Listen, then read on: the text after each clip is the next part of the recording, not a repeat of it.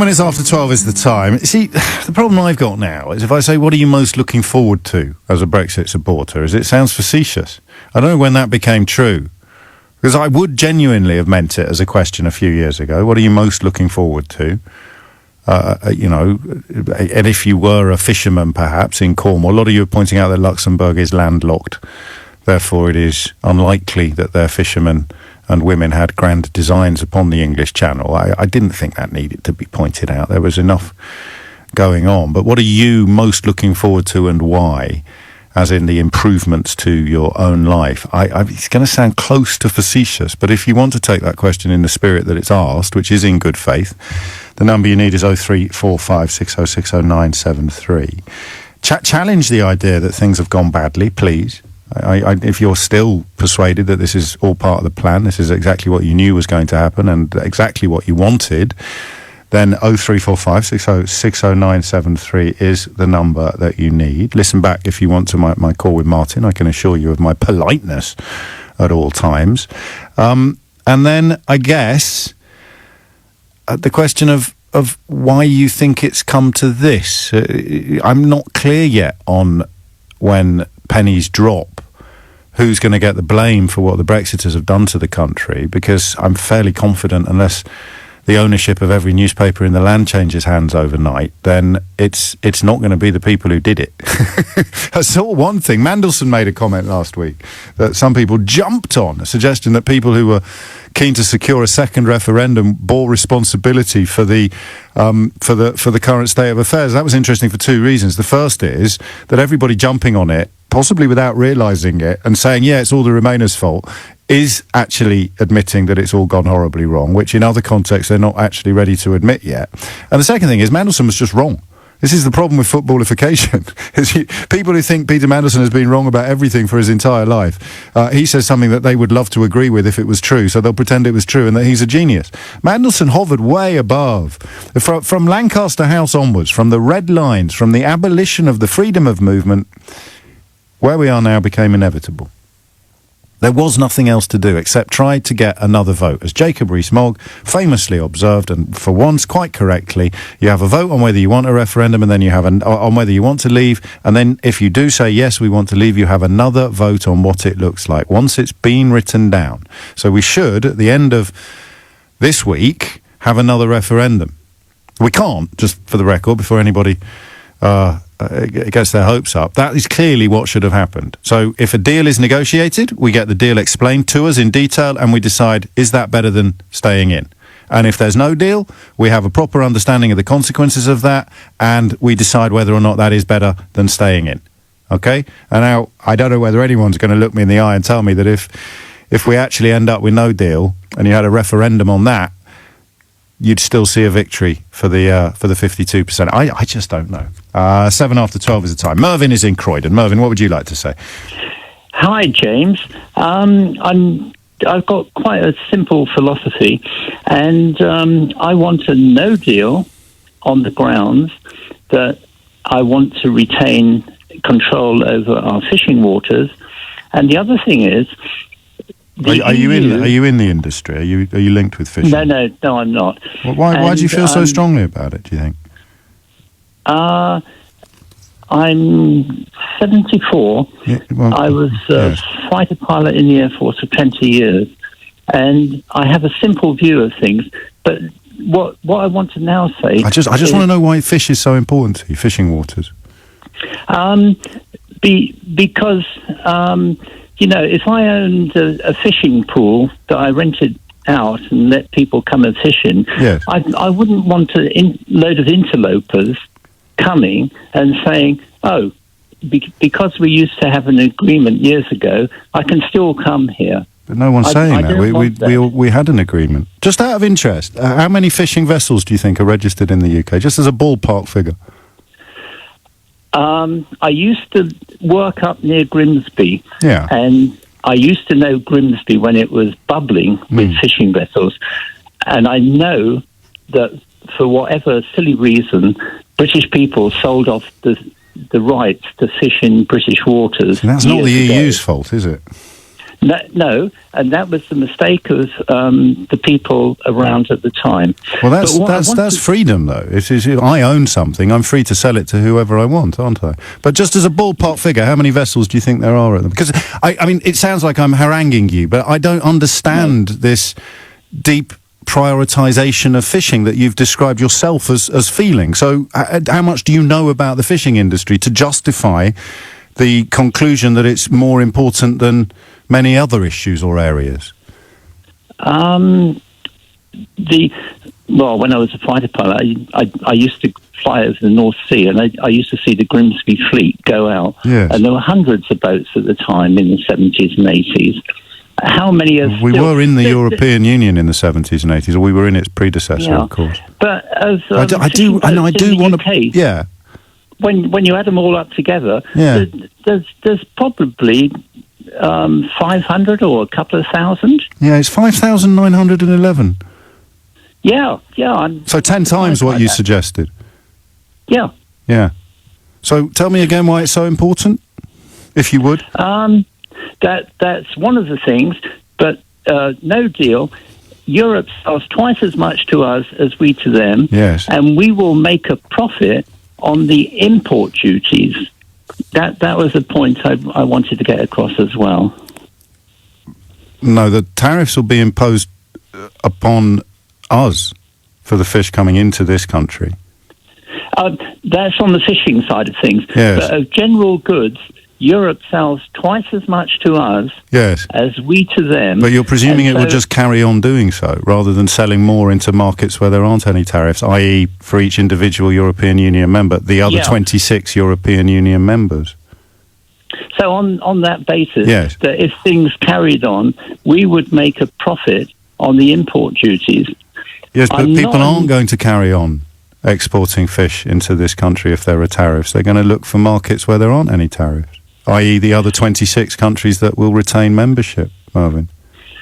Well, that's your viewpoint. And well, what would you do? If it was you, if you were in business, and at the moment there are 27 countries into which you can sell without tariffs, and tomorrow there'll be 26, what would you do with the country where it's suddenly going to be more expensive to do business? Would you just carry on as you are, or would you look to the other markets where it will continue to be frictionless?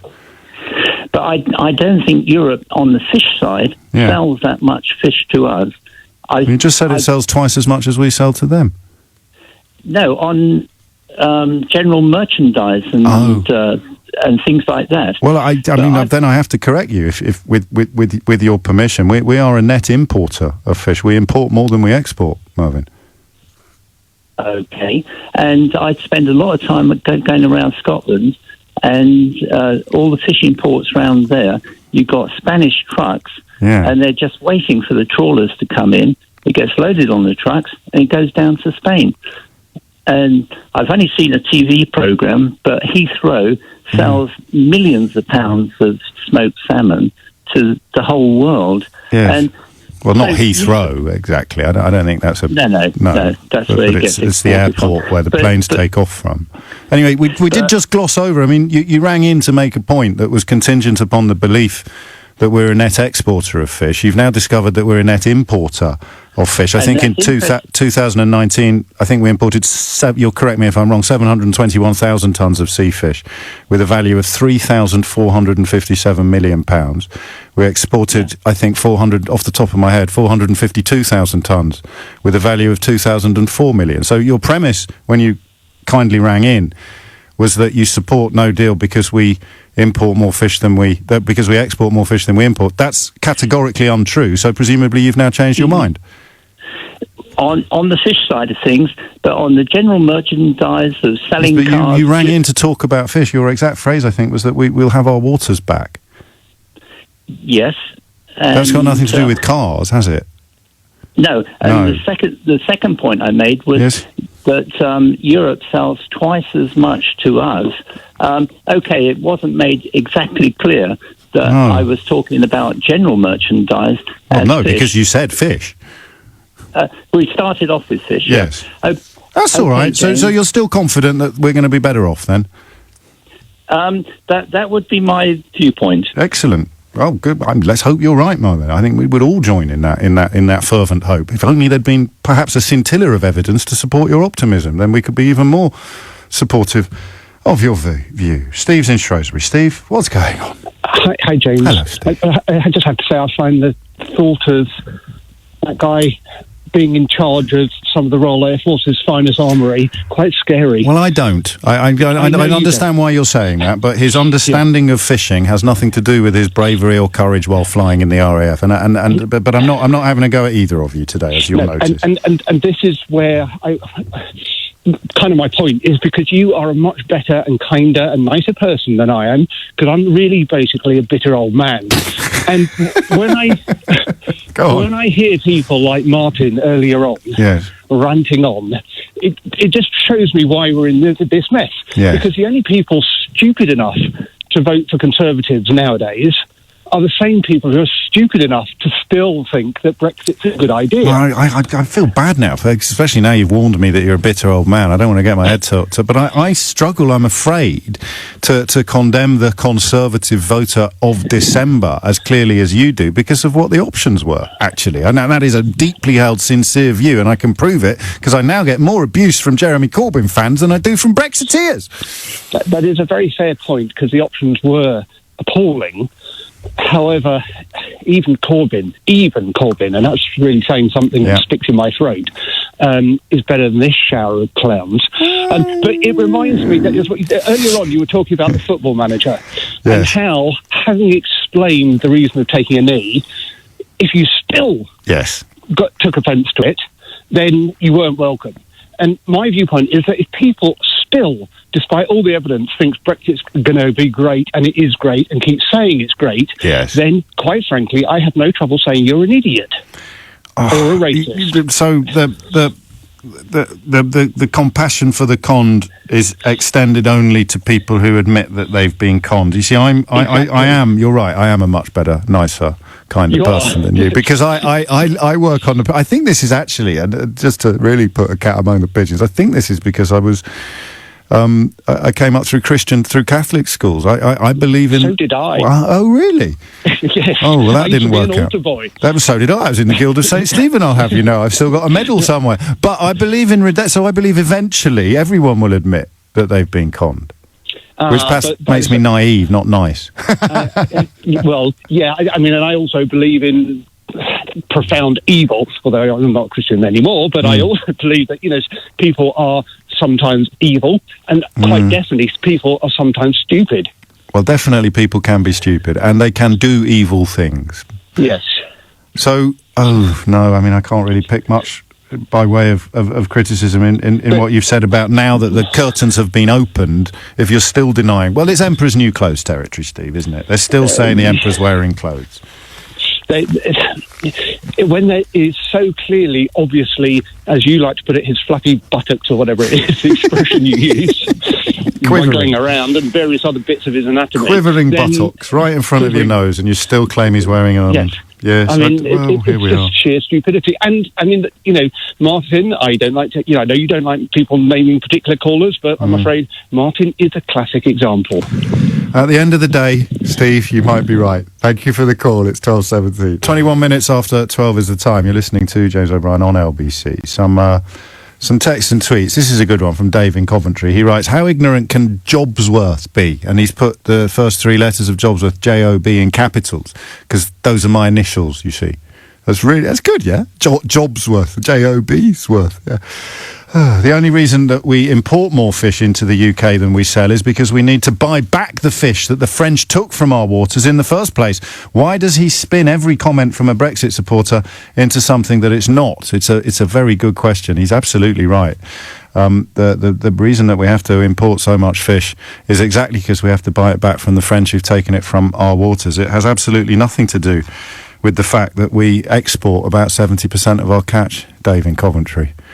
Off the top of my head, 452,000 tonnes that we export every year out of the 622,000 that we catch. Just off the top of my head. So, yeah, you're right, Dave. That's why we have to import so much. Oh, no, hang on. If we're exporting 452,000 tonnes of fish a year, Oh, it's just. Anyway, the thing about my initials, that was really good. That was really funny. Chris has been in touch to say they just won't let us do what we voted for, which was get out. We're already out. Beginning to see why these people don't ring me up anymore. Are you? And finally, why don't you pack up and move to France or Germany? You would be happier there as you're anti-British. All right. No prizes for guessing how our friend spelt your. But the short answer is, in my case, I probably could if I wanted to, but I like it here, even though people like you are making it much worse than it was or needs to be. But you voted to abolish freedom of movement, brains, which means that people who might want to move to Germany or France will now find it incredibly hard compared to what it was like before. And that's down to you. But I suspect if I still need to explain this to you at 23 minutes after 12 today, after the last 4 years, then I am probably wasting my breath, at least as far as you're concerned. Hopefully, as a spectator sport, it remains passably enjoyable. And Julie makes an excellent point, which I will address directly, when she says it's much easier to feel ambivalent towards Brexiters when you are insulated from the worst effects. Many people will suffer far too much to easily forgive, even if they think forgiveness is laudable. And Julie's son depends upon medicine that comes from overseas and at the moment comes frictionlessly into these islands from the European Union. Her concern is acute, sincere and very, very real. And just in my defence, I'm not ambivalent, Julie, and this is why I don't want no deal.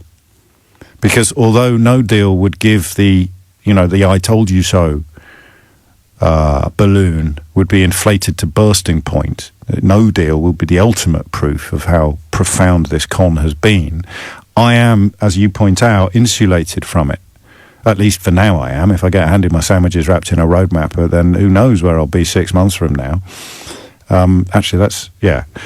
And that's why I can't join people who say, well, I just want no deal now so that everybody... Because it's a bit like when you're trying to toilet train a dog. Not that you actually toilet train dogs, but you take my point. And I think I've read that you rub the dog's face in its doings in order to teach it not to poo there again. That's what it feels like for me. The idea that, well, give them the no deal that they thought they wanted then, and then they can rub their own faces in it until they realise that that's actually not a very pleasant place to put your face. And I get that, and I understand it. I'm not going to argue with people who make that point, but I'm going to excuse myself from joining you on the grounds that it's not going to hurt me as hard as it's hurt all the people who've been abusing me for the last 4 years, or all the people on whose behalf I've made these arguments who still think that I'm their enemy and Jacob Rees-Mogg is their friend. So I can't do that. I can't say, yeah, go and rub their faces in it until they realise what they've done, because I will be okay under no deal. It's odd, actually, that my resistance stroke understanding of this whole shebang has been built, and we're back to Catholicism perhaps and Christianity, built upon concern for other people rather than myself. 26 minutes after 12 is the time. I mean, if they were to hand out prizes and rewards for people who've been right about Brexit, you could make an argument that it's the best thing that's ever happened to me professionally. But I would still switch it all off and turn back the clock if I had a DeLorean sports car, and fix it all retrospectively. Imran's in Chadwell Heath. Imran, what would you like to say? Hi, James. Hello, Pleasure to speak to you again. Are we a nation of fish eaters? We're not massive fish eaters. Right, because the last time I remember eating any kind of fish was a tuna sandwich, and I think that must have been about 3 months ago. No, Can't really? even remember that. I had fish and chips in the one over the 8 in Brentford on Saturday lunchtime. Right, fair enough. I mean, I'm not a big fish eater. What about prawns? Do you like prawns? Do you like? I do love prawns, actually. Yeah, you see, you like a bit of prawn. I bet you had. I do. Well, that counts as a fish in the context of trade negotiations. It does, but I can't remember the last time I ate any prawns either. I mean, it must have been 4 or 5 months ago. I really, honestly, cannot remember. So no, the point you're making is it seems odd that we give such enormous weight. This is a point I was nudging Mervyn towards earlier, and he did explain, to be fair, that his prioritisation of fishing is because he used to like looking at the boats from his plane as he flew over Grimsby, flew over the North Sea, which is an odd rationale, perhaps, for chucking trade on the table. My question is this, though, James, right? I mean, the fishing industry accounts for about 0.1% of our GDP, right?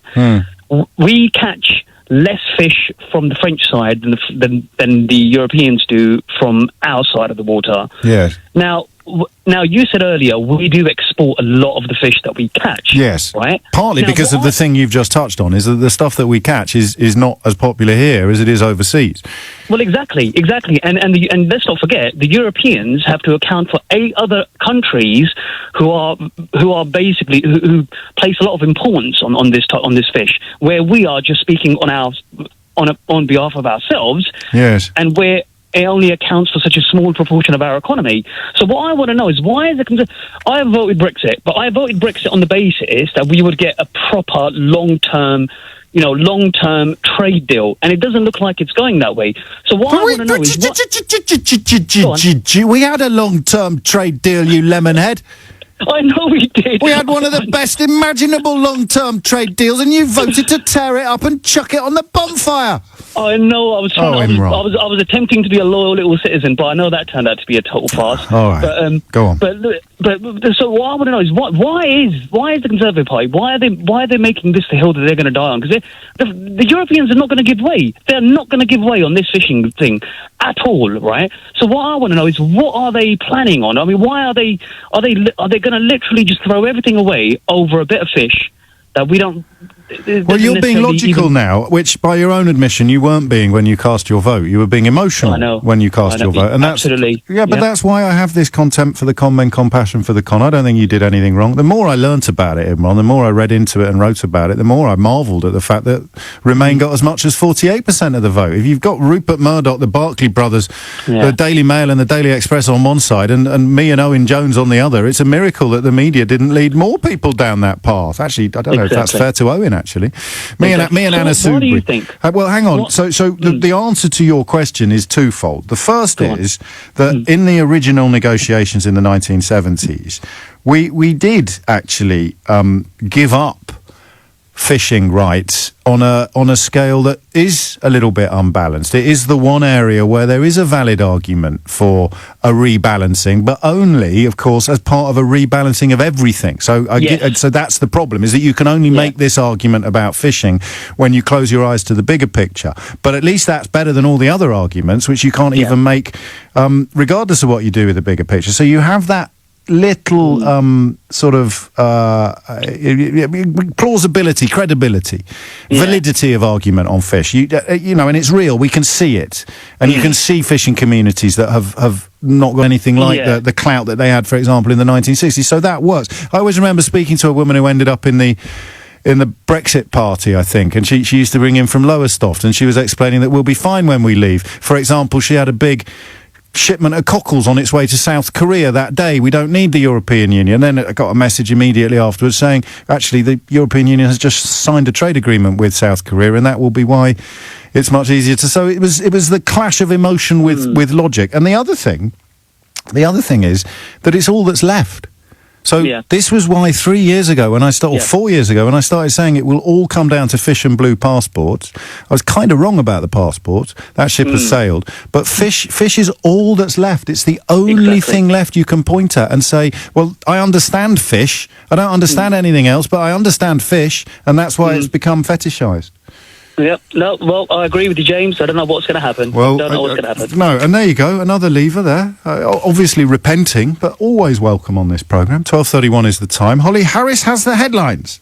It's 12:36. You're listening to James O'Brien on LBC, although, frankly, you should have worked that out by now. I tell you what, you would not believe, and this makes me feel bad, actually, how many people have discovered for the first time today that we are both a net importer of fish, i.e. we bring in more than what we ship out, but also that we ship out way over half of what we actually catch, which is kind of what free trade means, you know?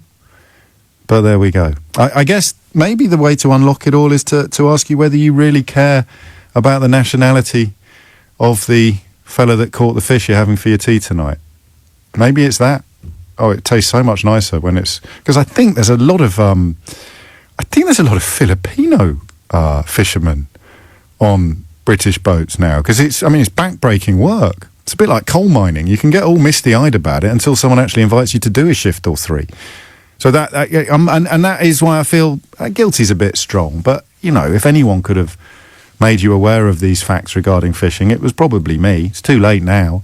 But yeah, we're in net. We bring in more than we ship out, but we ship out way over half, 452 over 622,000 million of what we catch. Strange times, isn't it? 12:38 is indeed the time. Let's crack on with the calls. A couple of phone lines free on this. I was going to, but your appetite for having this conversation has proven almost insatiable. So we'll probably postpone it until tomorrow, announcements notwithstanding.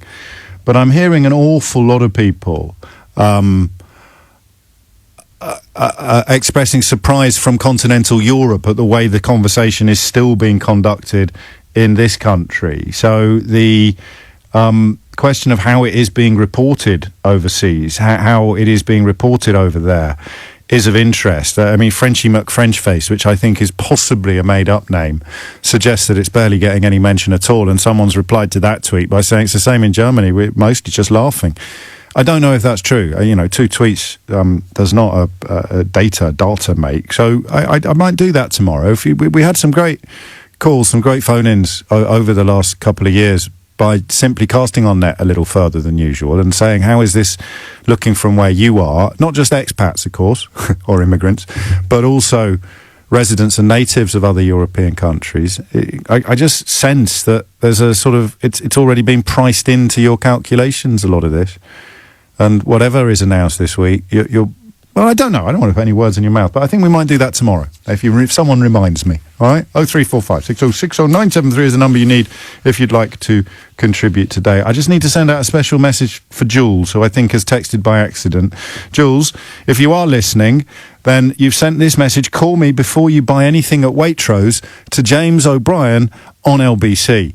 I don't currently know anyone called Jules, so I'm fairly confident that message was not meant for me, and I have this terrible image of whoever it was meant for, wheeling an enormous trolley around Waitrose, filling it up with food that you don't actually need or want them to buy anymore. So if you know someone called Jules who might be sending you a message about Waitrose, give them a ring. And if you are Jules and you have just sent somebody a message about Waitrose, you've sent it to the wrong person. You've sent it to the wrong James, or indeed the wrong LBC. 12:40 is the time. Dave's in Epsom. Dave, what would you like to say? Oh, good morning to you. Just to confirm, I'm a Brexiteer. Okay, that's why you said good morning, I think, isn't it? At 20 to 1 in the afternoon. Morning. Yeah. Carry on. Well, okay. It's always a good morning. Always a good morning, except when it's not. Yeah, exactly when you've been holding since the morning. There you go. No, not to worry. That's all right, mate. I don't believe... We can all tell the time. I don't believe in a federal Europe. Okay. Hence, I voted for Brexit. What does federal mean? Too much control by Brussels. No, doesn't. What do you mean when you use the word federal? Fine. Well, that's where it's the direction of it's going. No, but I just want to know what you think the word means. Okay. Was being controlled by a central point. No. It means the precise opposites of that, actually. It means a sharing of control. But you tell me again what you think it means. Right. Federal Europe. Yes. I don't believe in. No, but what does federal mean? I know all the leaders have come together, like, for example, this budget. Yeah, I'm going to ask you again, what do you think federal means? Centralised. Too much centralised direction. Right. Well, if I told you it doesn't mean that, how long would it take you to wonder whether you're... No, you wouldn't? No. Not going to cut any mustard? No. No? Don't know what it means, adamant that I don't like it. And you mentioned fisheries that everyone keeps talking about. They do, yeah. I wish they'd stop. Do you believe that Europe is correct to try to keep the status quo? Do I believe that Europe is correct to try to keep the status quo? I don't really understand the question, Dave, sorry. Right, they want to maintain the common fisheries policy. Well, they will maintain the common fisheries policy. We just won't be in it anymore.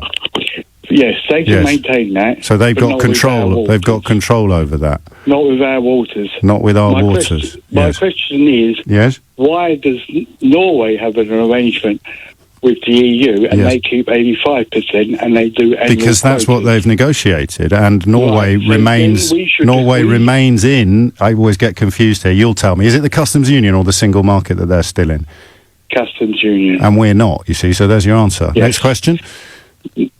Next question. So we're right to seek. We are. But you just compared us to Norway when we've left the customs union, so that one doesn't float, does it? To keep the maritime analogies rolling. We carry on negotiating. No, we can't, though, can we? Because we leave at the end of this month. There is no reason. Yes. If we've left as a sovereign country. Yes. What do you think sovereign means?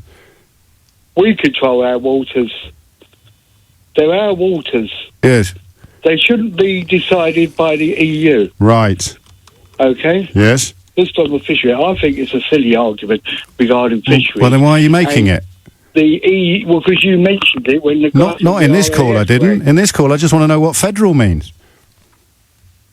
So you don't want to discuss my reason why Well, you just said you didn't want to discuss fish. I believe that the EU like share. is getting too centralised. Yeah, I know you do, mate, but there's no evidence to support that. So let's conclude with a classic, shall we, Dave? What are you most looking forward to about not being in the EU anymore? Presuming that you're not actually one of the 12,000 people who currently work on our fishing fleets. Rules and regulations. And now we go for the absolute jackpot. Which rule are you most looking forward to not having to obey anymore, Dave?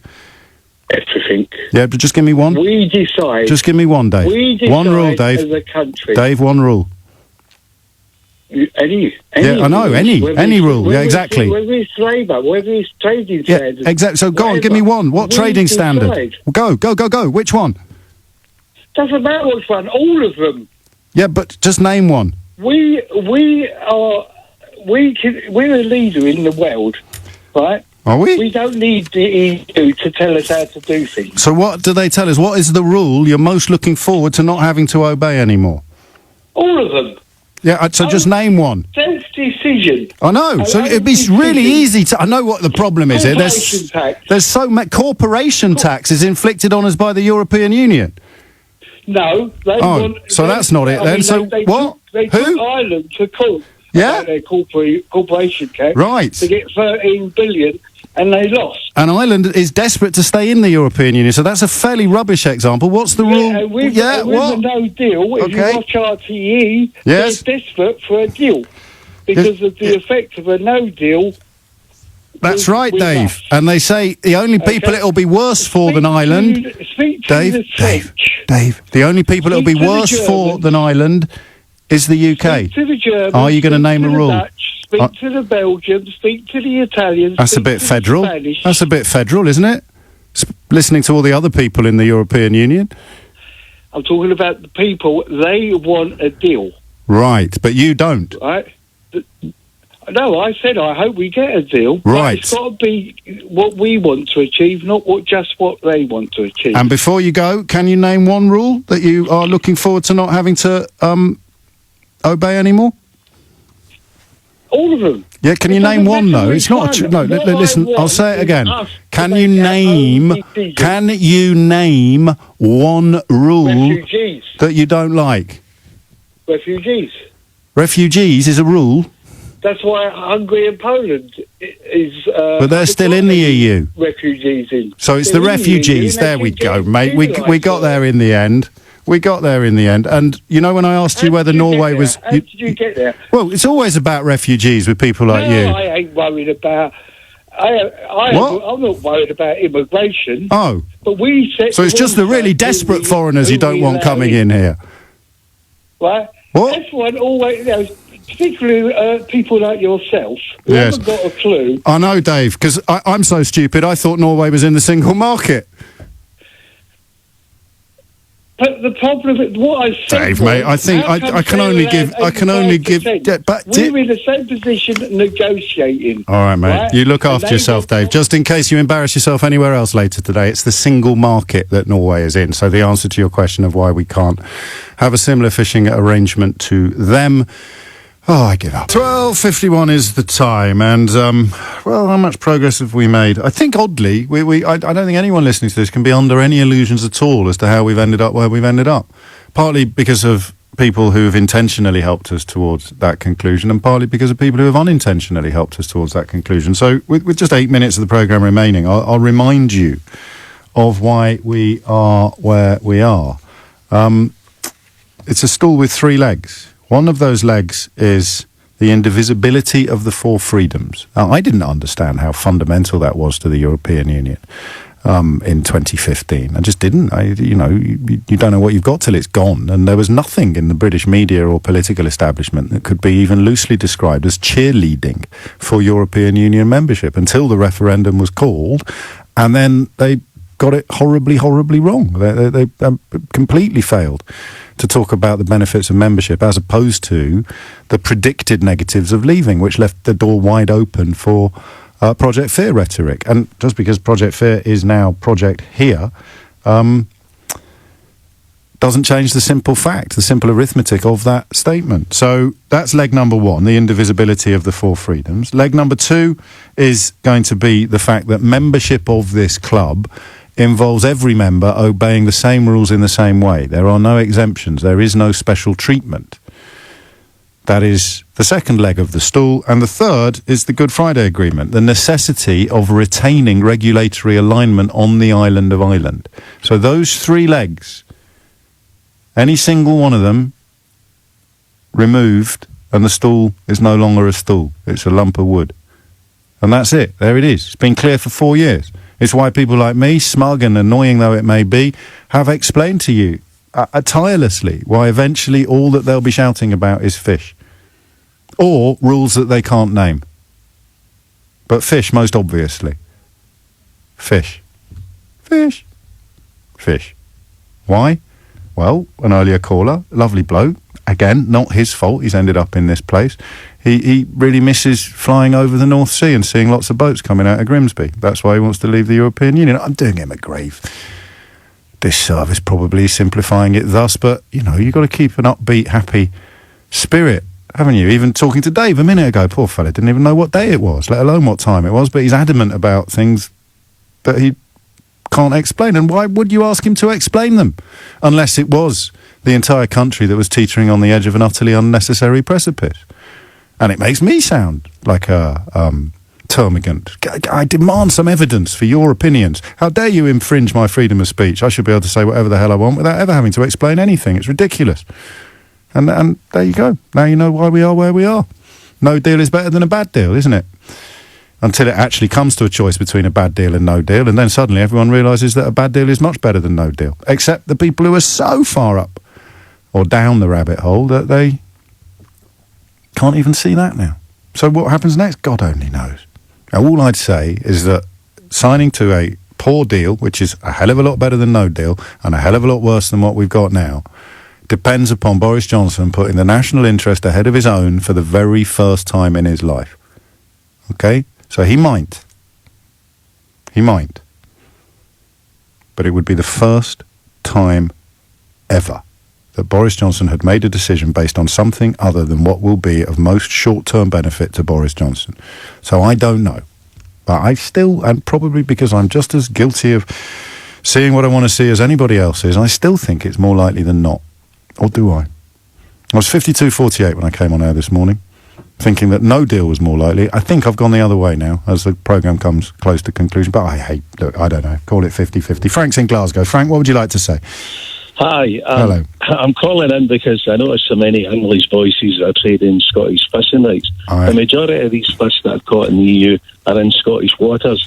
And I'm listening to the English negotiators telling us that there's no way we are letting down our sovereignty. We're not having another country telling us what we do. Well, there's a sort of Scottish Parliament, doesn't have many powers, but they're about to be all stripped on the 1st of January when they leave. So we've been put in this most powerful parliament in the world, but they can come and take every power away from us whenever they like.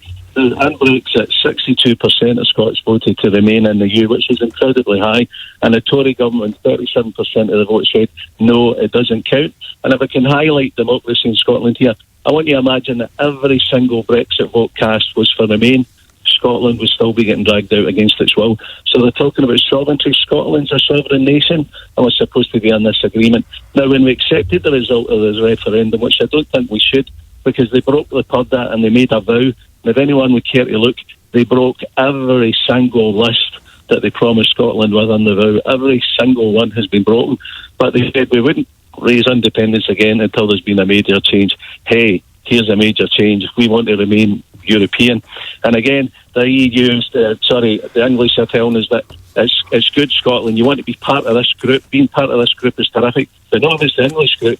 It's just as long as we're in control. I mean, what you remind, Frank, I sense if I don't jump in, then you're going to crash into Sheila's show, which is a testament to how much you've got bottled up. And what you've reminded the rest of us of, and perhaps those of us south of the border need reminding of this, is that all of the arguments that they have left to make in favour of this ludicrous act of national self-harm, they argue the opposite of, or they would be upside down in the context of Scotland's in the context of Scotland's future. So I thank you, mate, and I wish you'd got on a little earlier, because you're right, we should have reflected that a little more. I think Pete, I can give you about 30 seconds, because again, I know you've been waiting for a long time. Pete, what would you like to say? Basically, I think England is exceptional because we like to talk about World War II and its triumphs and things, but we've completely forgotten the ideological what we were fighting for. Idea that we were fighting. Put your teeth back in and try again. Yeah, thanks very much. You're very welcome. It's unbelievable. Yeah. It's just pure nationalism. You know, blame foreigners. We'll do better without them. They're holding us back. Things like that, and then they said, give us all the powers in the world so we can do it, you know, when we're not chained and shackled. And, you know, Enabling Act 1933 comes into mind. Well, that number's probably a little bit strong, but I hope it is a little bit strong. But you leave me with little choice but to end the programme with that poster that we began it with. Before I do that, though, another text, because in the interest of balance, classic show, Dave O'Brien, I think Steve, well, I know Steve calls me Dave, Steve Allen affectionately, but the very, very hard of thinking believes that James is an invented name and that I was actually christened. Don't look at me like that, Sheila Fogarty. You don't deal with these people as much as I do. Classic show, Dave O'Brien insults, demeans, acts unprofessional. My God, I've never seen so many F's in that. Actually, you've spelt it unprofessional. A bully and a self-centred mug. At least he wasn't sucking his teeth like a geezer or talking about himself. Try as I do, I find no redeeming virtues. It is not about fish, but about territory with 5 R's. Don't let truth get in his way. If you're still confused about why Brexit is happening, my anonymous correspondent there has just driven the point home rather beautifully. And we'll end with that National Front poster from the 1970s. Stop immigration, reject common market, restore capital punishment, make Britain great again, scrap overseas aid and rebuild our armed forces. If only they'd known about footballers kneeling, they could have stuck that on their poster as well. Here's Sheila Fogarty. Thanks, Dave.